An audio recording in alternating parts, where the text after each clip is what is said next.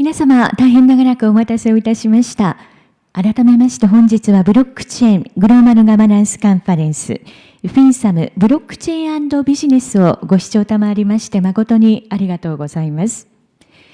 ではお時間となりましたので、これより仮想通貨暗号資産の真の使い道とは、スマートトランザクションへの期待と可能性をテーマにリレープレゼンを行います。はじめにビットトーレントクリエイター&CEOチアネットワークブラム・コーエン様、続いてスタンフォードユニバーシティプロフェッサーダン・ボネン様、そしてコーファウンダー・オブ・スマジェームス・プレストウィッチ様よりの講演となります。それではコーエン様よりご講演をいただきます。Hello, everyone. Welcome to our panel on promises and implications of smart contracts. This should be a really exciting panel. I'm looking forward to it. We have two wonderful panelists with us, Bram Cohen and James Prestwich. Bram, of course, needs no introduction. Bram is the inventor of BitTorrent and also the creator of Chia, as well as many other wonderful projects. James is a renowned crypto engineer, cryptocurrency engineer, worked on many different blockchains, including making contributions to Bitcoin, Ethereum, Cosmos, and others. So to get started, I'm actually going to hand it over to our two wonderful panelists and let them make an opening remark. So Bram, would you like to get started? My new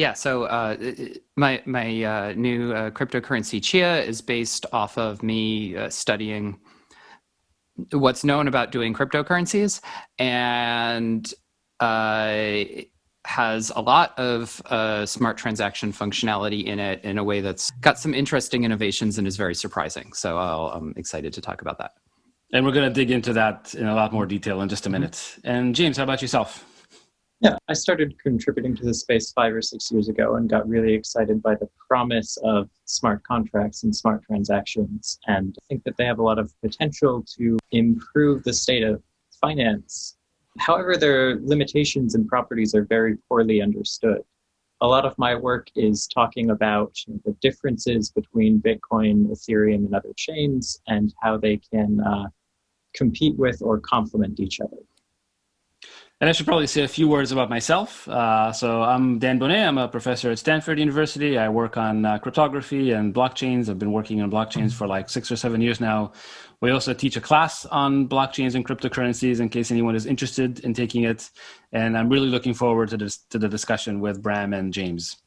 So I thought the first thing we'd start with is just discussing the different architectures, and in particular, the difference between blockchains that are based on UTXOs and blockchains that are based on accounts. So would you guys like to talk about, like, what is the difference between the UTXO model and the account model? Really, at the core, this is kind of a technical difference in how the chain stores data about the users, right? The UTXO model is more like storing the ledger, like the history of all transactions, while the account model is about storing the current state, the balance of each account, essentially. So these create like very different results in practice and for programmers, and have a big impact on like how protocols and how transactions are implemented within the chain. Different ways of storing data makes different applications easier or harder. It makes writing secure code easier or harder. Generally speaking, a UTXO program is harder to write, but much more secure and predictable than a program running on an account chain. Might be worth also just to expand out the acronym. What does UTXO stand for? UTXO stands for Unspent Transaction Output. And the idea is that every transaction basically has outputs. All those outputs are recorded. Bitcoin does things a little bit backwards semantically.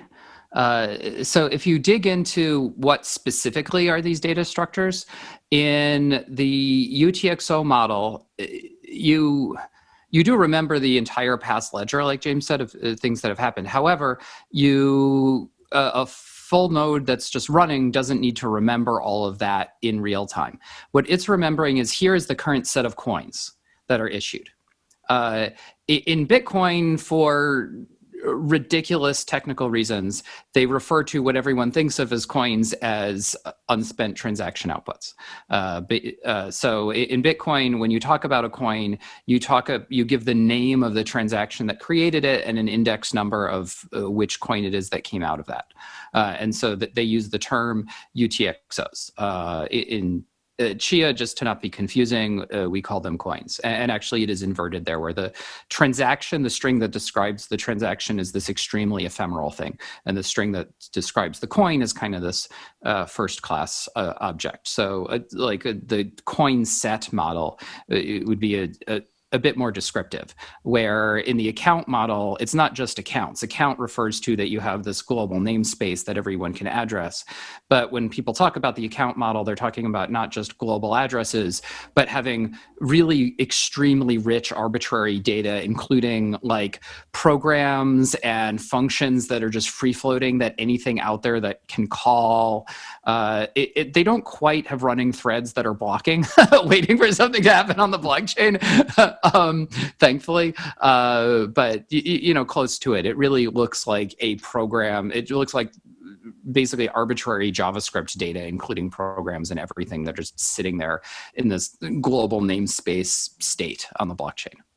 Maybe it's worthwhile adding that a coin in this UTXO model is something that can only be used once. Yeah. So once the coin is spent, it disappears, and a new coin or new coins are created in its place. That's why there's the U in unspent. So the life cycle of a coin is it doesn't exist, it then gets created, and it gets destroyed. And the meat of a coin, the thing that makes it a coin, is that it has an amount. Whatever currency it's in, it has an amount of that currency that it represents. And when it moves, it makes change, fairly literal change, in terms of the outputs that it creates. And so in an account model, you have these persistent, long-lived things, which are accounts, and they have state that changes over time. In the UTXO model, all state changes are coins get spent and coins get created. That's the only thing that you're allowed to do. Yeah, so I hope that clarifies to everybody the difference between these two kind of fundamentally different approaches to maintaining data on a blockchain. Right. Again, in one case, the coins are ephemeral; they only can be used once, but their motion is being recorded. The movement of coins from one place to another is being recorded. Whereas in the account model, basically there are persistent accounts, and their state they live for a long time, and their state is the thing that changes over time. So maybe that's kind of a very high-level summary of what was just discussed. So now let's talk about what can we do with these things. So one of the main points of interest for this panel and for the world are all these smart contracts that are kind of new applications that run on a blockchain. And so let's talk a little bit about smart contracts, and in particular, what does it take to run a smart contract on a UTXO blockchain versus running a smart contract on an account model smart blockchain?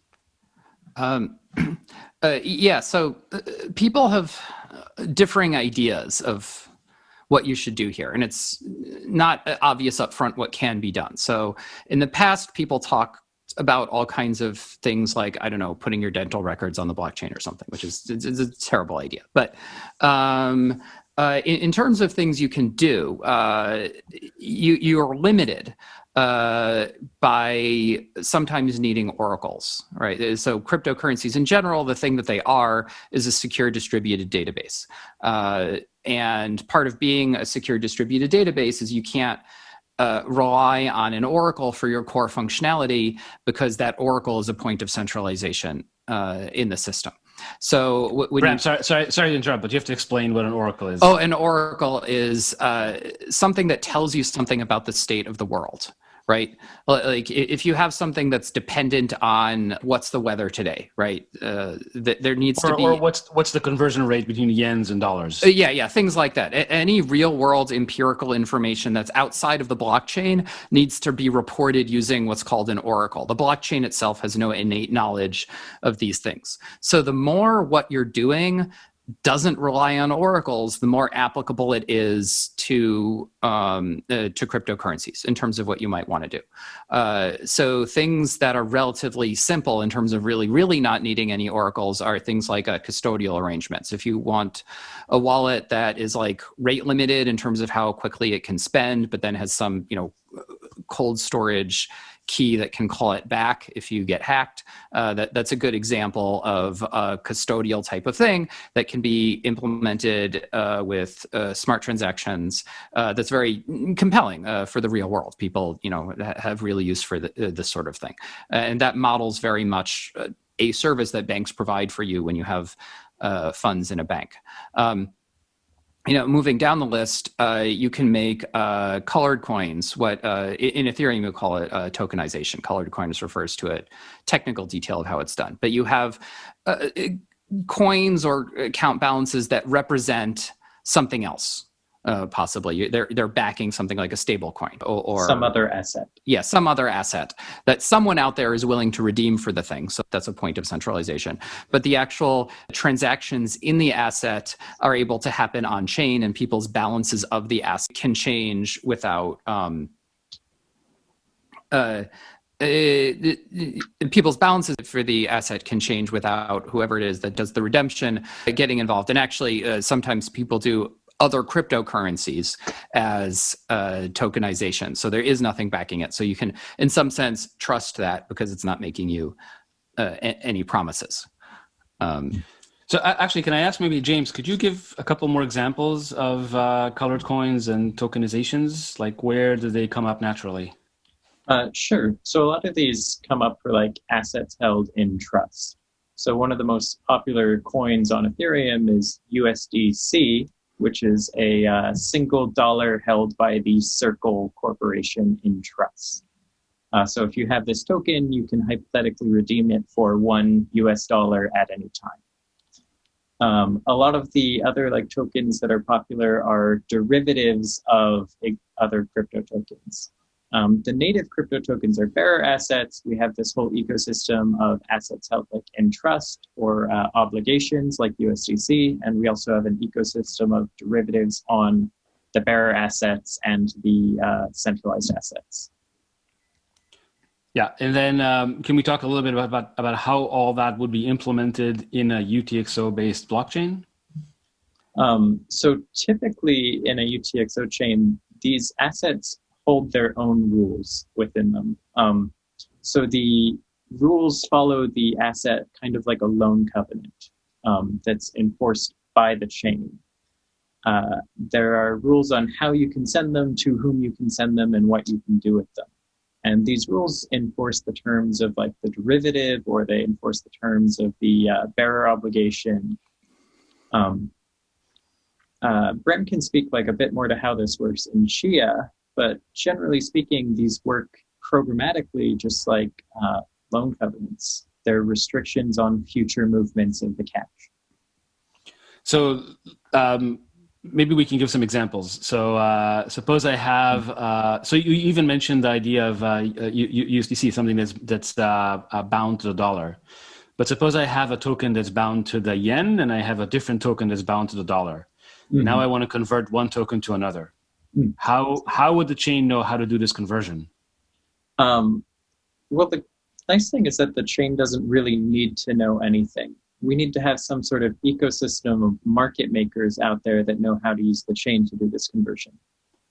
In an account model, we typically have a complex program that does this on chain. So it takes custody of both of our funds and makes the exchange for us.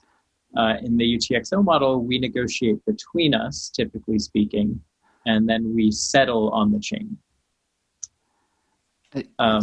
A concrete example of this that's deployed on Ethereum is called Uniswap. It's what's called a constant function market maker. So it's a pool of liquidity that will buy one of two assets at a algorithmic price, depending on its current holdings. Digging a little more into technical specifics, you have when you implement colored coins in the UTXO model, when you implement tokens in the colored coin, when you implement tokens in the UTXO model, you generally do it with colored coins. That you say, one of these things that we're going to call a colored coin represents this thing that I'm backing it with here. And in order to make this not expensive to create these things, you do it with a ratio. So these things melt value is extremely small, but it represents much, much more in terms of what's backing it. So it's a ratio of like 1 million or 1 billion or something like that.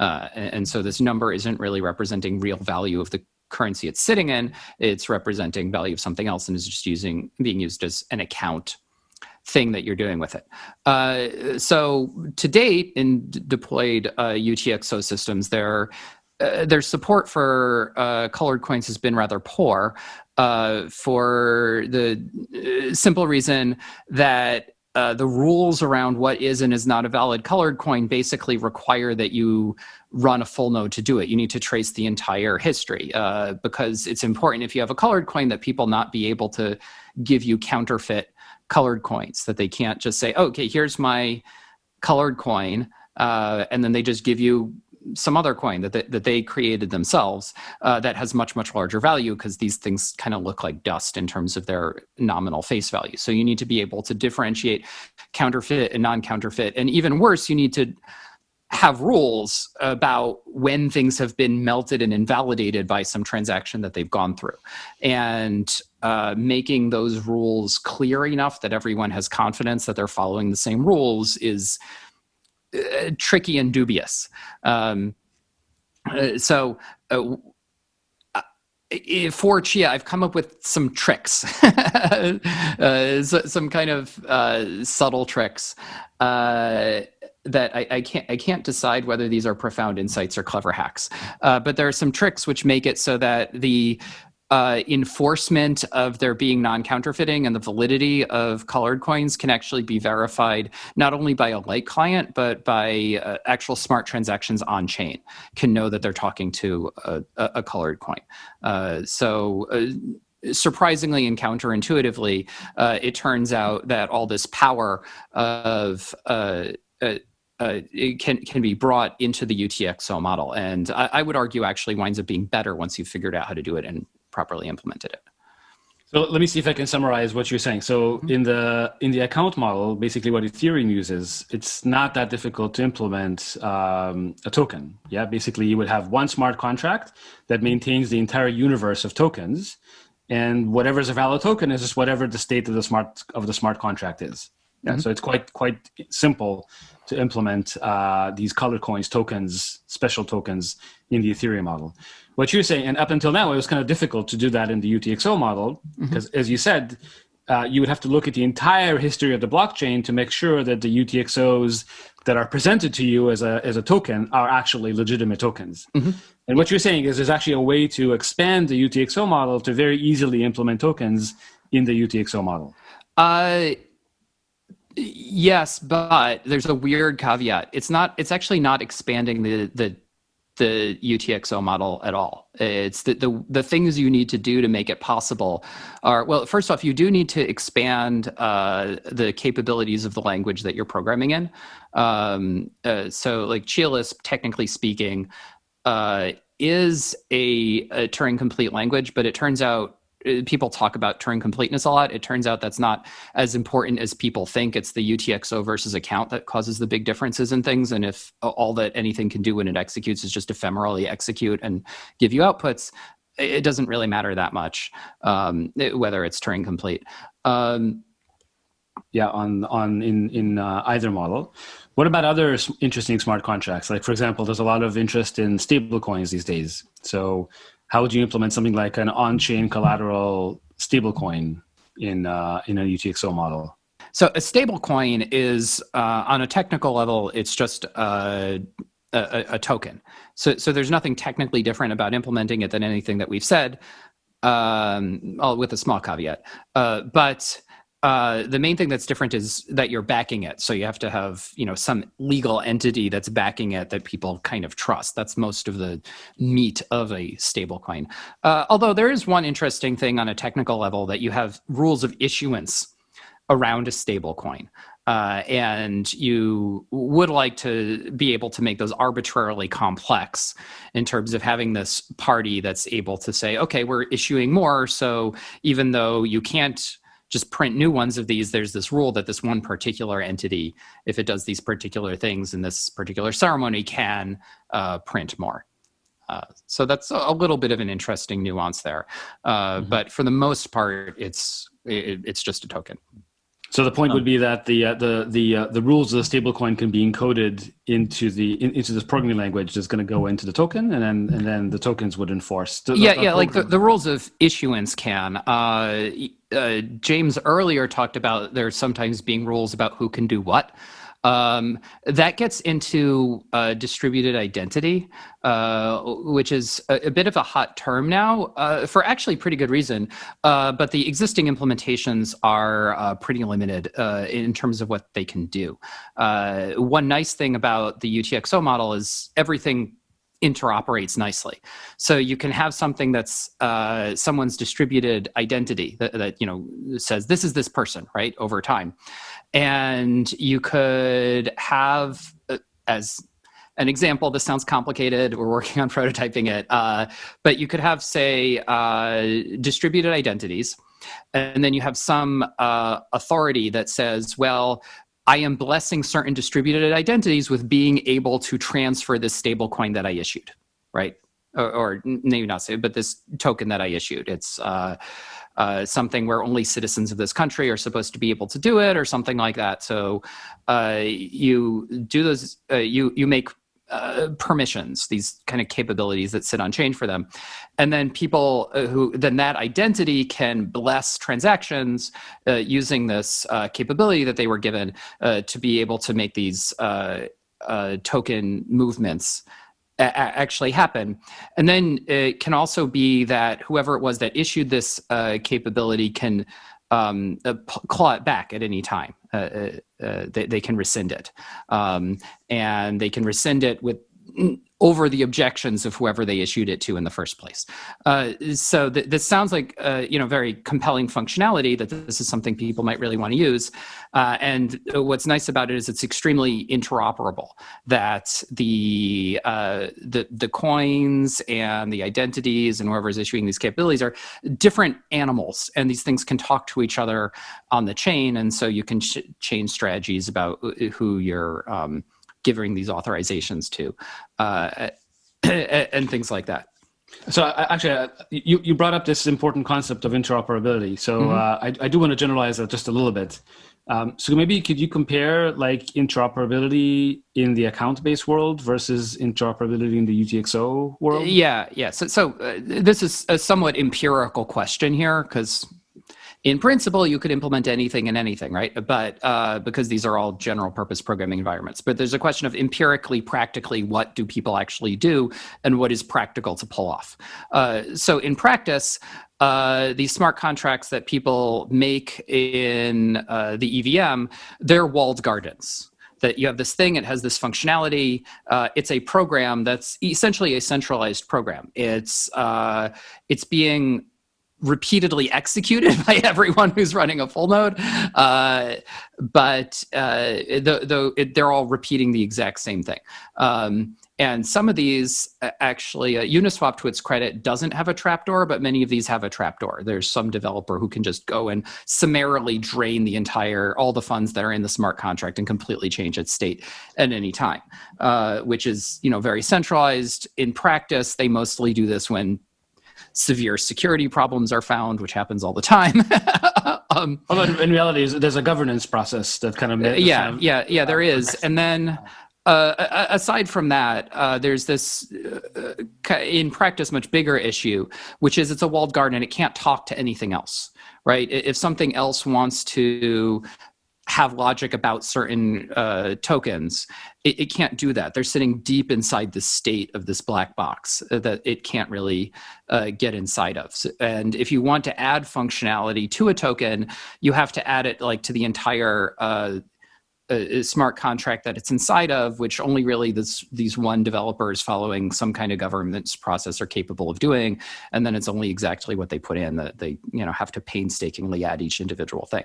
Where in the UTXO model, because everything is kind of in the same data set, they all interoperate very nicely. I think like one of the ways we should talk about this is not as interoperability exactly, but as isolation. In the account model and in Ethereum today, your rules about how money is moved, your capital controls, your internal controls are all mixed together. And once you start running one of these programs, you have no idea what it's going to do. It could interfere with a currently running program or one you were previously running, and it can have very unintended results. So for example, there are certain tokens on Ethereum that cannot be used with Uniswap because it will result in all user funds in Uniswap being stolen. And this is due to an extremely technical little interaction of how this token works and how Uniswap works. In the Chia, Lisp, and UTXO programming model, we constrain the programs, each little piece of this big policy, so that they can't interact with each other in that way, so that you can't have unintended side effects of your programming break other parts of the policy engine. So all of these little pieces are effectively isolated from each other. Yeah, so that's actually, I see. So that's pretty interesting in that, I guess you're saying in the account model, like the one in Ethereum, you could actually provide interoperability, but that requires writing more code to allow things to interoperate. We can't predict the effects of interoperability. We can make all these things talk to each other, but we can't know for sure that they won't break each other in frightening ways. Whereas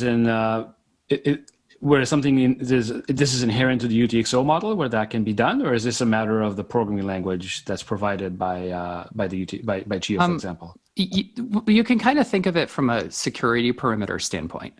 In the UTXO model, every coin is responsible for its own security. So it can go, okay, I've set it up so my security is good, right? Where in the account model, the funds aren't capable of handling their own security. They're sitting in a contract that you're trusting. In the UTXO model carries the policy with it, whereas in some sense you're saying in the account model, the value itself doesn't have rules associated directly with it. Right. So the practical outcome of this is that in the UTXO model, with Chia Lisp and with other kind of script like constructions, you can add policies together and they'll all apply. You can add your color coin to your Uniswap rules, and you can add those to your corporate custody rules, your internal capital control rules, and they will all work as expected. In the account model, that's not necessarily the case. There might be unintended consequences of layering policy on each other. Mm-hmm. Yeah, that's a good way to say it. Yeah, sounds good. So I actually want to move on, unless you guys want to say something more about this. I want to just quickly touch on one somewhat unrelated topic. I just want to make it clear that I guess this concept of a centralized, a central bank digital currency, that's kind of a hot topic these days. A lot of central banks are looking at implementing this. And I just wanted to hear your thoughts about what could you actually implement a CBDC, a central bank digital currency, in the UTXO model? So there's a question of what's getting in the way of it being done, right? So you can issue stable coins today. There's kind of two sets of issues. One is just sheer jankiness of the tech stack. That's the things look kind of unprofessional and untrustworthy and scary when you look at how these things are implemented in practice. So you want to have a stack that's much more confidence inspiring in terms of how it works. And the other one has to do with functionality. that you want something where the currency itself is something people will actually use rather than simply holding value, but have functionality that is nice. That, like, for a central bank thing, you want banks to be using this, and they're going to want to have very sophisticated custody arrangements and the ability to innovate on those and change them in the future and implement their own versions of them to their liking. If you just have simple like balances in a smart contract, that just way can't support that whatsoever. So that's been a thing getting in the way. And then, like I said, with colored coins and Bitcoin, people aren't even very confident they can say for sure what is and is not a valid colored coin because it's so hard to get a clear specification of the rules. Yeah, those are kind of the two things that you need in order to get it to work well. You need a more trustworthy platform and better functionality. And it sounds like what you're saying also, that really suppose Japan decides to implement a central bank digital currency. It sounds like what you're saying is it could run on a public global UTXO based blockchain, and it just the Japanese coins would have their own color. So that would make them. Yeah, that's definitely how you would do it. And then these coins could actually have rules associated with them to so whatever the Bank of Japan decides to enforce, these policies would be embedded in all the coins. Yeah, so you might want special rules there where, say, you might want like a colored coin where every coin of that color could at any time be like taken back by the central bank, right? But there's some key or some set of keys that are capable of doing that. Making it so that you have that functionality while still making it so that you're implementing it as colored coins rather than just account balances in a smart contract, that's not trivial. That involves some interesting tricks. But we figured out how to do it. So maybe it's also worthwhile mentioning that one benefit of having a central bank deploy their currency, their digital currency, on a global blockchain. One benefit, so we would have different countries hosting their currencies on the same blockchain. I guess one benefit of that would be that now interaction between countries becomes a lot simpler because they're all running in the same environment. They can all interoperate quite easily. And so conversion becomes simpler, tracking becomes simpler. Yeah, I would argue that 80% of what we're talking about with interactions, with interoperability between tokens is just this offers functionality that I was describing before. That the ability to just in a decentralized way have a decentralized market that is by far the biggest bit of functionality that you want out of all that. Those things. Yeah, makes sense. James, anything you wanted to add about that, or not right now? Okay, cool. All right. So the next thing I wanted to talk about is basically this how do users interact with these systems? So I wanted to talk a little bit about what user interfaces look like, what wallets look like. Is there anything that the user needs to be aware of, or is this all transparent to the user?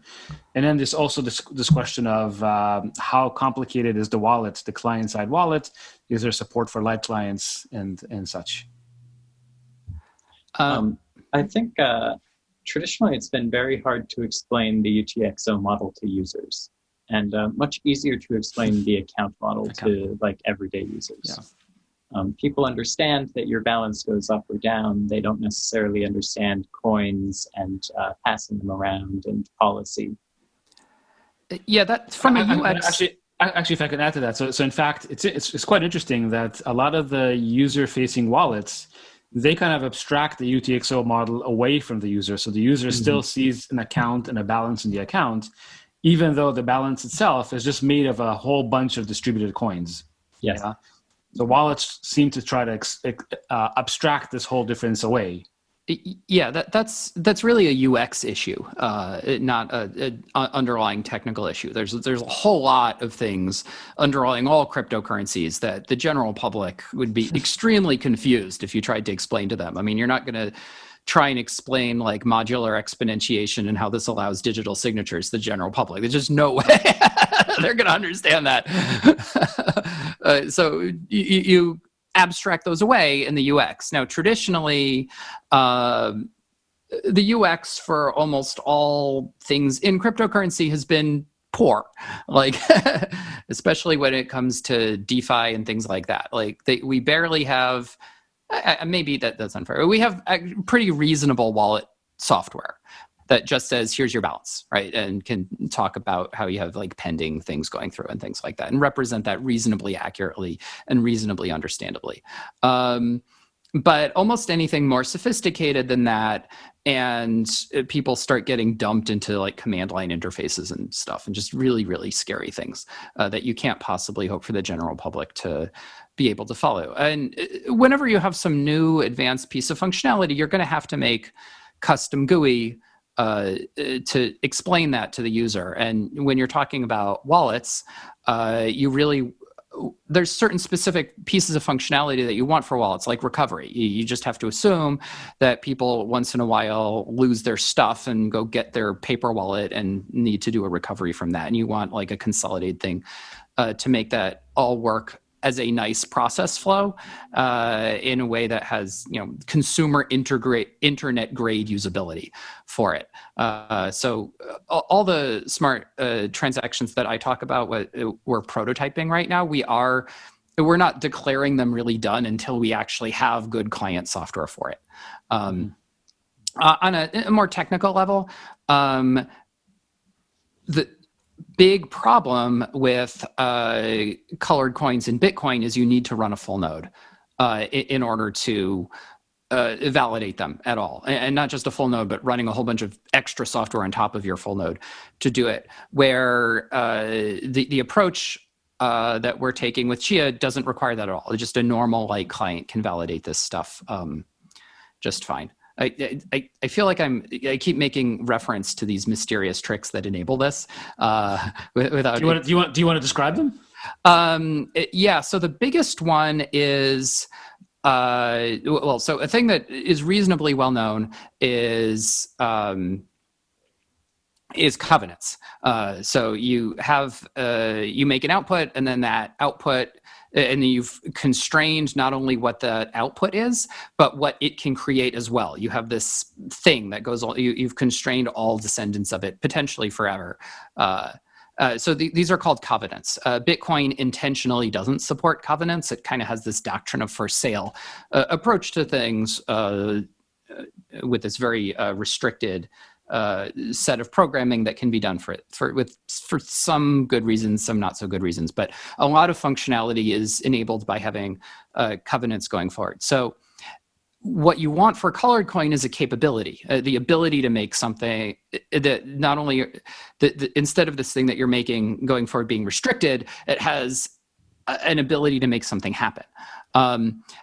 And it sounds like you need to add extra state to the blockchain that has rules about what capabilities can be handed to what. And it turns out you don't need that because what you want to do with what you can do with a colored coin is you make it so that a colored coin has this shell which enforces that it's colored. And if it's colored properly, then it can be spent. And if you counterfeit it, the shell says, I'm counterfeit. I'm not going to allow myself to be spent. And the way you enforce this is with this kind of clever trick where you have a covenant that points backwards in time. Each colored coin says, well, it must either be that my parent is either the genesis of this colored coin or it's another colored coin. So you have this trace back to the genesis either way, just recursively.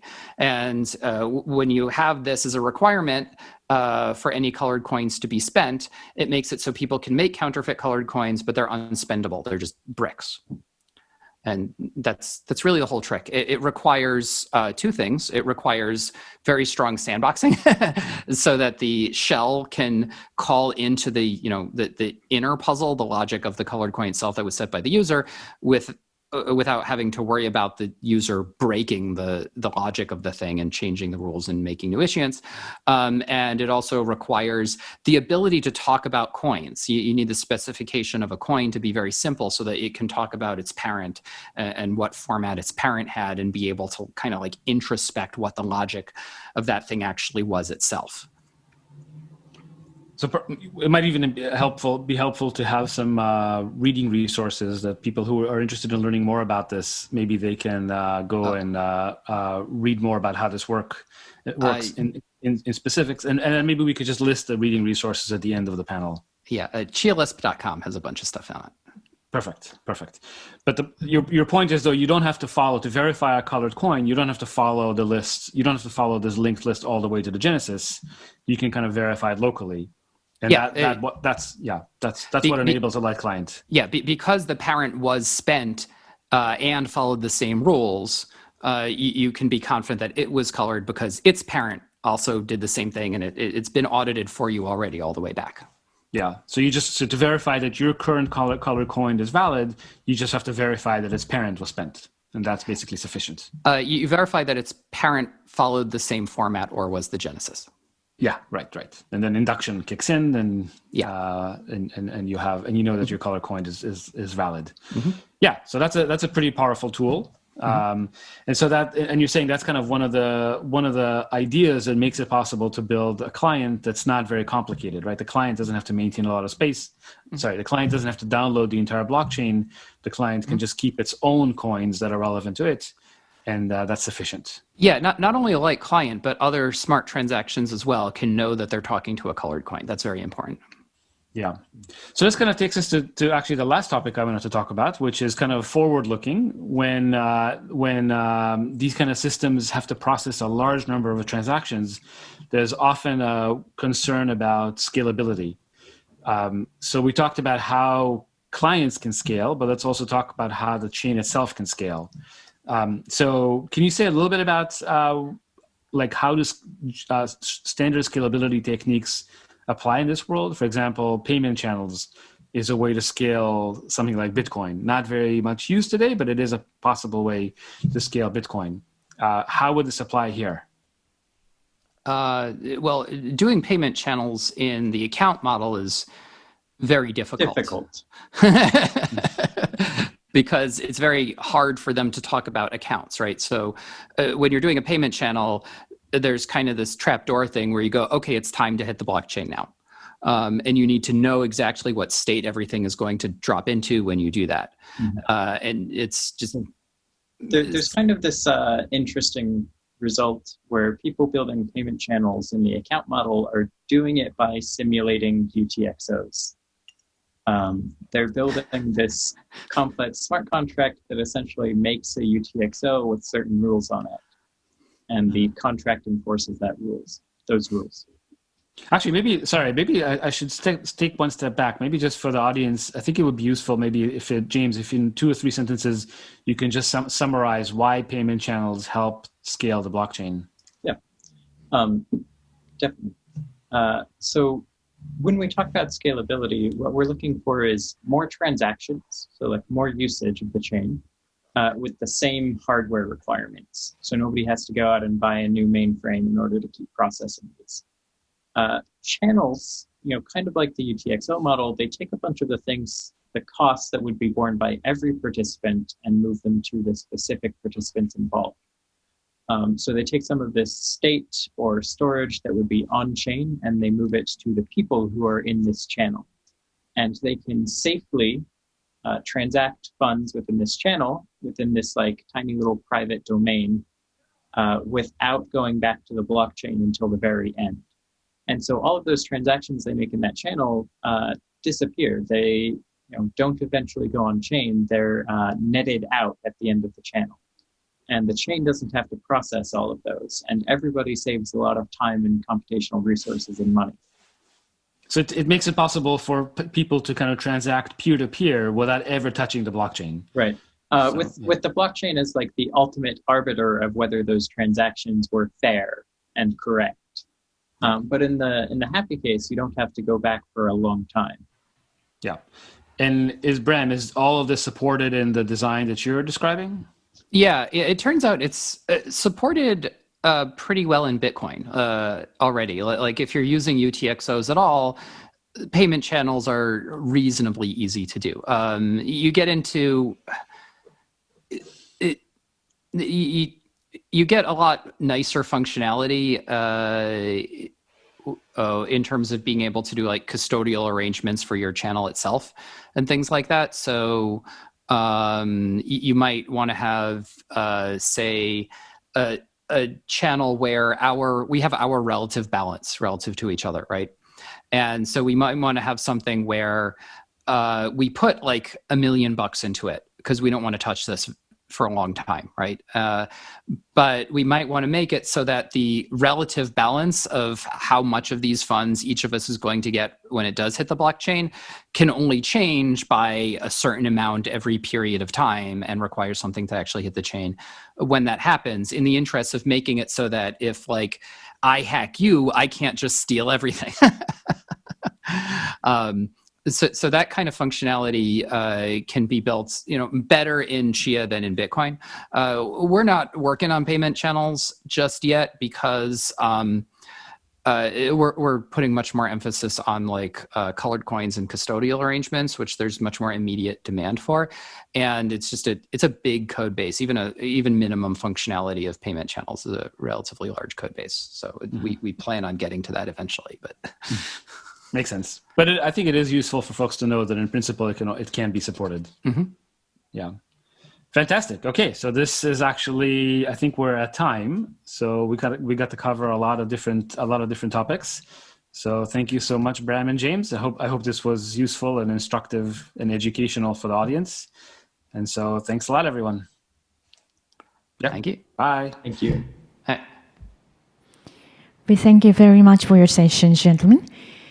ではこれをもちまして仮想通貨暗号資産の真の使い道とはスマートトランザクションへの期待と可能性リレープレゼンを終了とさせていただきます。続いてのセッションですが10時15分より開始をいたします。ホール A ではパネルディスカッションデジタルカストリー問題の打開策セキュリティとレギュレーションから考える。ホール B ではキーノートリップルの国際送金ネットワーク、ブロックチェーンを活用した次世代送金基盤の実現をお届けいたします。オンライン視聴の皆様方、ご視聴いただくセッション会場の URL をご選択いただき、ご参加をお願いいたします。では、次のセッションの開始まで今しばらくお待ちください。